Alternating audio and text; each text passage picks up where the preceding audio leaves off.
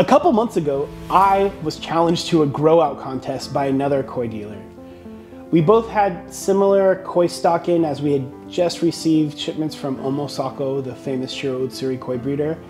And this dealer has at his place like a 600,000 gallon mud pond. And we had this, a 300 gallon tub of water. We agreed to doing a 7-week grow out, and while unfortunately his koi never made it out of the mud pond, or if it did, it was probably in the stomach of a big bird, our koi went from this to this in less than 2 months.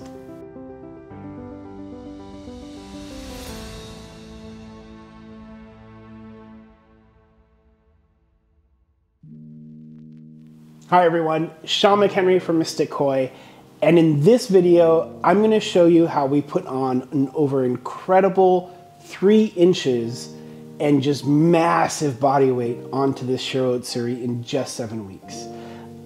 I think the results speak for themselves.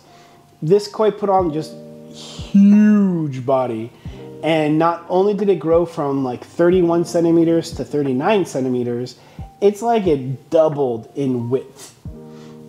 Another really important thing to note about this Shiro Utsuri transformation is, yeah, she grew a lot, but actually if you look at it, there's significant sumi development, and that's kind of important because usually when you're doing a grow out contest or trying to put a lot of food into a koi, a small koi over a small amount of time, like it's like stretching the scales out, stretching the body, all this like energy being put in is putting towards like the grow out part of it. A lot of times you'll just blow out the color of a koi. Like it's real common for a kohaku just to become a shiro muji afterwards. And in here, like the sumi actually is improved, and like sumi in black has like come up on it, which is really cool. So in order to break down how you can accomplish the same sort of change in a short amount of time, I want to go over 4 basic fundamentals. I'm going to go over genetics, feeding, water quality, and probably most important, observation. This is going to be a very basic information video. I really want to make a more detailed video on each of these topics in the future, but for now, we're going to start with genetics. Omosako Shiro Utsuri, that's what we started with. Omosako Koi Farm is like the undisputed champion when it comes to breeding Shiro Utsuri. They have a huge track record of obviously tons of awards, but they're able to achieve a Shiro Utsuri that has an incredibly large size. More importantly, in my opinion, they have like the best skeletal and body shape of Shiro Utsuri. See, a lot of Shiro Utsuri kind of have like this like triangular head shape, and they have like these big guts. And Omosako Koi Farm, the family's worked really hard to improve the genetic material that they're using, and they avoid inbreeding. And while it's important to know where your koi come from and to know that they have good genetics, you still have to like look at the individual koi and decide whether this is a koi that has potential to grow large or have a good body.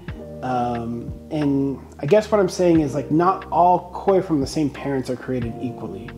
So if you look at this bowl of koi, I specifically chose this Shiro Utsuri because she had kind of a slightly larger head and a more pronounced spine and just kind of thicker shoulders overall. And actually, most importantly, she had really good skin quality. Because I knew this contest of growing out fish would just be really short in 2 months, I wanted to get a fish that would still be really shiny after, 7 weeks of heavy feeding. Second is feeding. In order to get the maximum growth potential and still have this koi look good, we had to be really careful with the koi food we selected. Since I only have this 300-gallon tank and water quality is paramount, I had to choose a food that was high in protein, but created very little waste. Also, I didn't want the sumi to get washed out, and so I needed a food that had color enhancing properties. But I didn't want to use spirulina, which can have kind of a negative effect temporarily on the liver, which tends to turn that sort of skin that yellow color. So I decided at the end of the day to use a mix of shori and akafuji. And those are both made by JPD, which is a Japanese koi food company. With our temperatures being in that time period ranging from 75 to 83 degrees Fahrenheit, I wanted to feed her 4% of her body weight each day.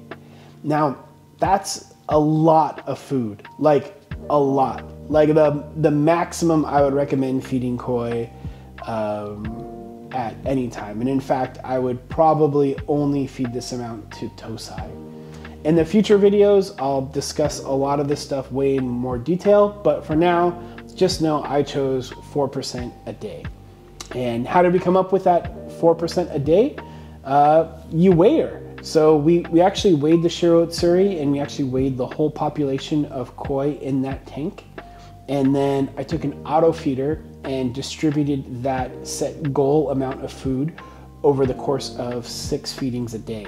Because if you're trying to feed just that amount of food in 1 or 2 sittings, it's going to be impossible. So you break it up over 6 or 12 or whatever. We chose 6. And then every 2 weeks, we would then re-measure her and increase the food accordingly. Third is water quality. So we did this whole transformation in just 300 gallons. And while there's a direct relationship between food and water quality, in my opinion, I kind of want to talk more about the importance of maintaining good water during this like short period of time. So this little tank has kind of overkill everything on it.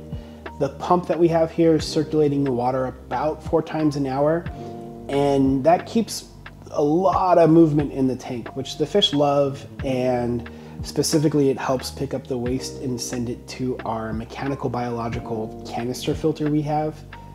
Then on top of that canister filter, we have a whole extra filter that is just for biological, and then that remains undisturbed because we're constantly cleaning out the canister filter, and you want to leave that bacteria alone if you can. It'll just do a better job and keep the colony a lot more healthy. The second thing is we have plenty of oxygen, and that oxygen is given to us through an air stone, through an aerator, as well as water spilling back into the tank from the bio area. Then each week we add mud booster, and that's designed to kind of maintain the calcium carbonate levels as the bacteria is just chewing through the KH at a really quick speed. And that's because there's a ton of nitro conversion happening constantly in this tank. And even with all that, we worry about pH crashes and things like that. So the mud booster definitely helps with that. And we're still doing massive water changes at about 50% twice a week. And what that does is it removes the nitrate levels, and it also removes any sort of hormones that are being produced by the fish that might like slow down growth. So the koi actually feel like they're in this, huge lake versus being in a little tiny pond. And quick note, that water that we're doing the water change with, it's chock full of nitrates, and it's like liquid gold for your plants. So make sure you're recycling that water, putting it in your trees or your rose bush or whatever you got. The plants will definitely thank you for it later. Important part here is, since we're using just a small amount of water, the water chemistry can go haywire on you really, really quickly. So if you have a 10,000 gallon pond, a little bit of ammonia spike happens, no big deal. A pH crash in just a little tiny pond can wipe out your population really, really fast.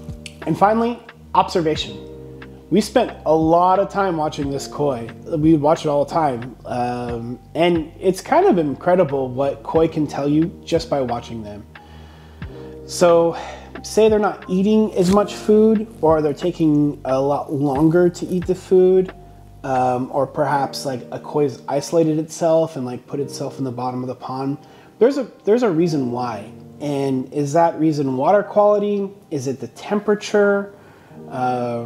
Is it a parasite? It could be anything. And so watching their behavior, they might not be able to speak to you, but you can definitely get kind of a clue of what's going on and then investigate further by doing like a water test, for example, and being like, oh, I'm going through a pH crash. I need to fix this.